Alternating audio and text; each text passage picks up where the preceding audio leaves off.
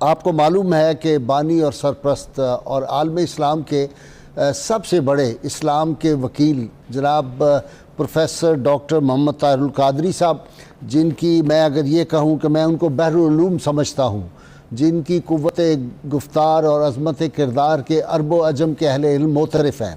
ان کے تعارف کی کوئی اتنی ضرورت نہیں ہے کہ کون نہیں جانتا ڈاکٹر طاہر القادری کو۔ ماشاءاللہ 1000 سے زیادہ کتب کے آپ مصنف ہیں، اور اس وقت جو عالم اسلام پہ حملے ہو رہے ہیں مختلف نظریات رکھنے والے لوگوں کے، اور میں سمجھتا ہوں کہ اس وقت اسلام کو جو دین کے دشمن ہیں انہوں نے اتنا نقصان نہیں پہنچایا جتنا اسلام کے نادان دوست جو ہیں وہ دین اسلام کو نقصان پہنچا رہے ہیں، اور خاص طور پہ وہ ہستیاں جن کی وجہ سے اللہ کے فضل و کرم سے، جن کی تبلیغ سے ایک زمانہ مسلمان ہوا، رسول اللہ صلی اللہ علیہ وسلم کی امت کے وہ اولیاء کرام، وہ صوفیاء کرام جن کی تبلیغ سے بالخصوص ہندوستان اور باقی بھی جو ہے سینٹرل ایشیا آپ دیکھ لیں،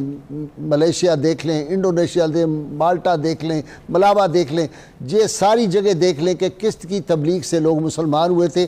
ان ہستیوں کو جو ہے وہ ایلڈر بیشنگ جو ہے وہ شروع ہوئی ہے، ان پہ اعتراضات اور ایسے فضول لایانی اور جاہلانہ جو ہے وہ اعتراضات کر کے نوجوان نسل کے جو ذہن ہے ان کو پراگندہ کرنے کی کوشش کی جا رہی ہے۔ الحمدللہ اللہ تعالیٰ کے فضل و کرم سے میں اور پروفیسر